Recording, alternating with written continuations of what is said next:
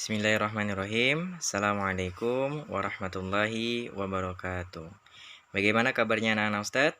Insyaallah Ustadz doakan mudah-mudahan selalu dalam keadaan sehat dan tetap semangat mengikuti pembelajaran jarak jauh dari rumah masing-masing. Insyaallah hari ini kita akan melanjutkan pelajaran tahsin dan tahfiz Quran atau T2Q bersama dengan Ustadz insyaallah di kelompok yang sudah dibagikan. Sebelum kita mulai, mari sama-sama seperti biasa kita membacakan kitab Al-Fatihah. Kita mulai sama-sama. A'udzu billahi minasyaitonir rajim. Bismillahirrahmanirrahim. Alhamdulillahi rabbil alamin. Ar-Rahmanir-Rahim. Maliki yaumiddin. Iyyaka na'budu wa iyyaka nasta'in. Ihdinas siratal mustaqim. Siratal ladzina an'amta 'alaihim ghairil maghdubi 'alaihim waladdallin.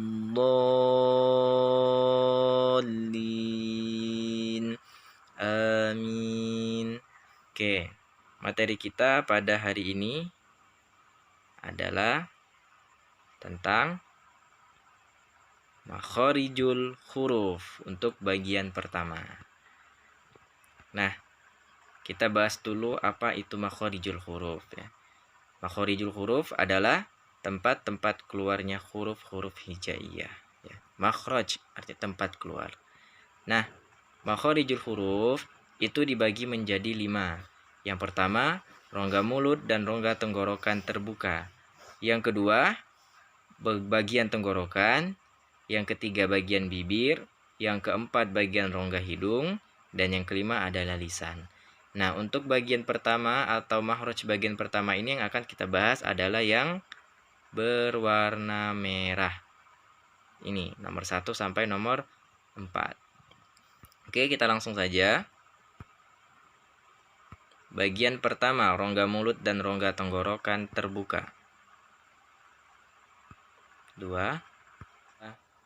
Kita mengucapkan huruf yang berharokat fathah, berharokat kasroh, ataupun berharokat doma, maka rongga mulut harus terbuka. Rongga mulut dan rongga tenggorokan harus terbuka. Tidak boleh ada yang menghalangi. Contohnya seperti ini. Misal ketika kita menyebutkan huruf ja. Huruf ja, harokat fathah. Ja. Nah, ketika kita menyebutkan huruf A-nya itu, maka tenggorokan kita harus plong. Ja. Atau ketika berharokat kasroh, ji. Nah, ketika menyebutkan huruf ji, konsonan I-nya itu harus jelas. Ji, ju. Jadi bunyi A, I, U-nya harus jelas. Rongga mulut dan rongga tenggorokan harus terbuka. Makanya ketika kita menyebutkan huruf fathah, kalau rongga mulut tidak terbuka, dia akan mereng. Misalnya, a'udzubillah, kita tidak membuka mulut, gigi kita menyatu, maka suaranya akan miring menjadi a'udzubillahi minasyaiton. Jadi tidak jelas. Makanya rongga mulut harus terbuka. A'udzubillahi minasyaitonir rajim. Dan seterusnya. A harus jelas. Ba, ta, sa, i, bi, ti, si. Domah juga sama. U, bu, tu, su. Harus jelas bunyi A, I, U-nya. Kita lanjut bagian berikutnya. Tenggorokan. Nah, tenggorokan ini dibagi menjadi 3 bagian. Yang pertama yaitu pangkal tenggorokan. Ya. Pangkal tenggorokan itu ada di bagian sini. Pangkal, tengah, ujung ya. Pangkal, tengah, ujung. Pangkal tenggorokan ada huruf apa? Kita lihat.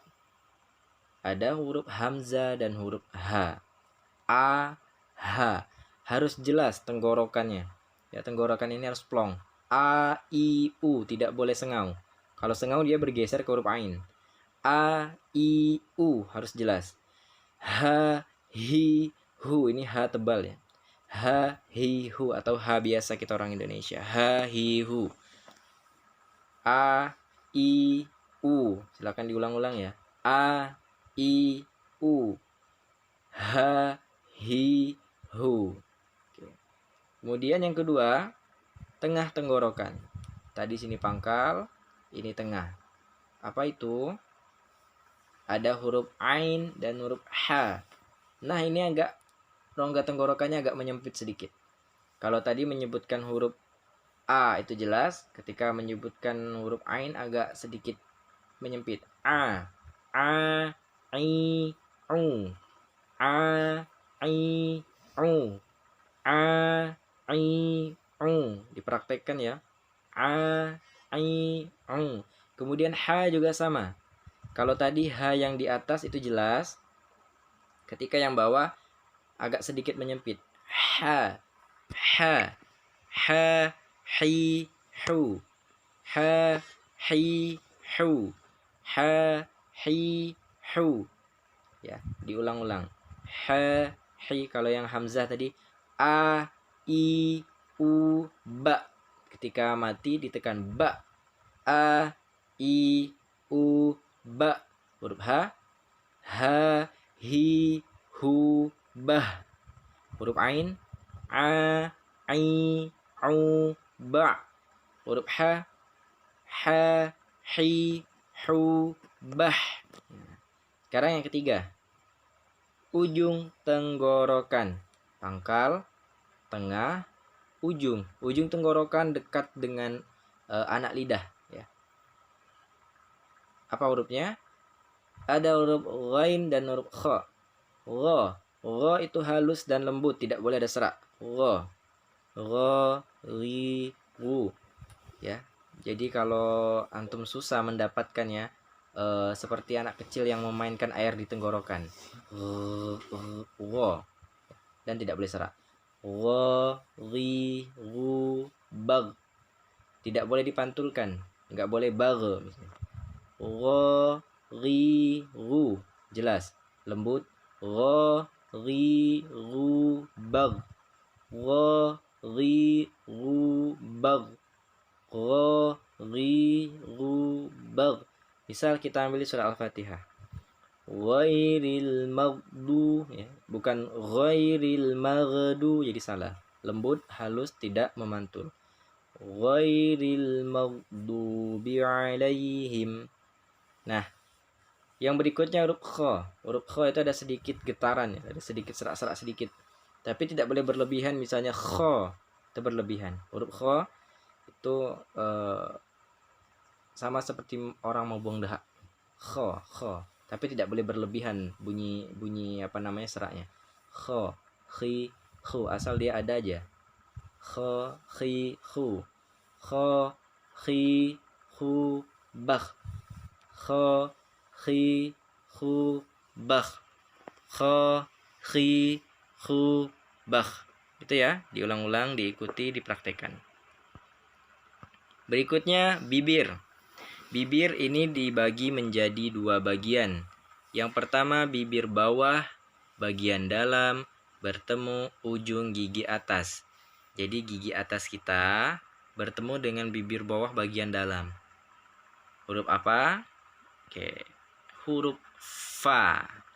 Huruf fa, gigi atas dengan bibir bawah. Fa.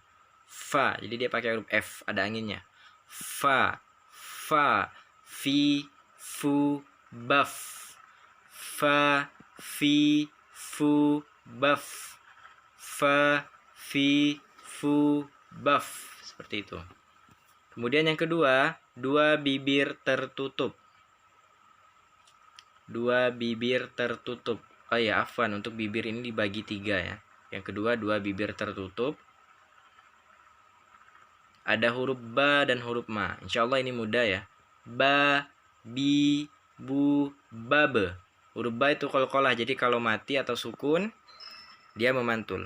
Ba, bi, bu, babe. ba, bi, bu, baba. Huruf ma, mi, mu, bam. Ma, mi, mu, bam. Kemudian yang berikutnya, dua bibir membentuk bulatan. Wa, ada huruf waw. Jadi sebelum menyebutkan huruf waw, bibir kita harus membentuk bulatan terlebih dahulu. Wa, wi, wu, wa, wi, wu, bau. Wa, wi, wu, bau. Wa, wi, wu, bau. Oke. Insyaallah mudah. Berikutnya rongga hidung. Rongga hidung ini adalah bunyi-bunyi yang gunnah atau bunyi-bunyi dengung. Misalnya ada huruf nun bertasydid, ya. Ada huruf mim bertasydid atau bacaan-bacaan lain.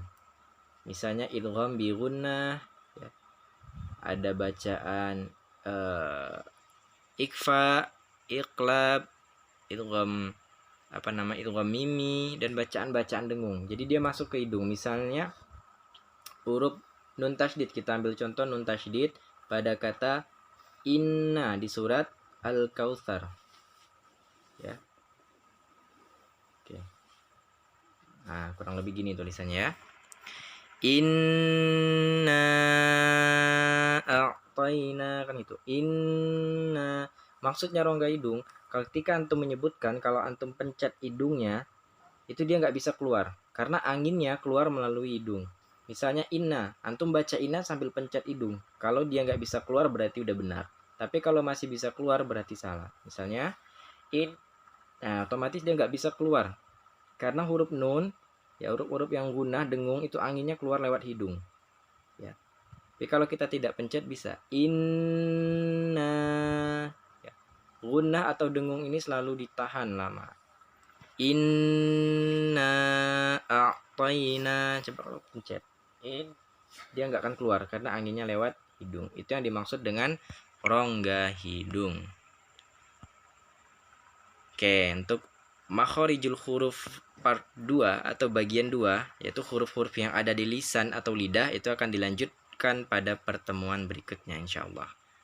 Oke, terima kasih. Sebelum kita tutup, ya, kita baca doa khatmul Quran dan doa penutup majelis bersama-sama. Oke, kita mulai.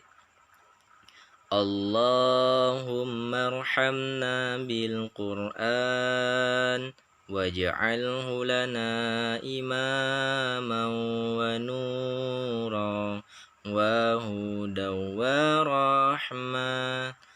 Allahumma dzakirna minhum ma nasina wa alimna minhum ma jahilna warzuqna tilawatahu ana al-laili wa atrafan nahar waj'alhu lana hujjatan ya rabbal alamin.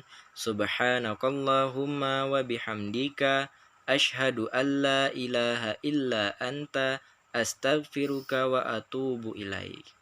Terima kasih atas perhatiannya. Mohon maaf jika ada kesalahan. Wassalamualaikum warahmatullahi wabarakatuh.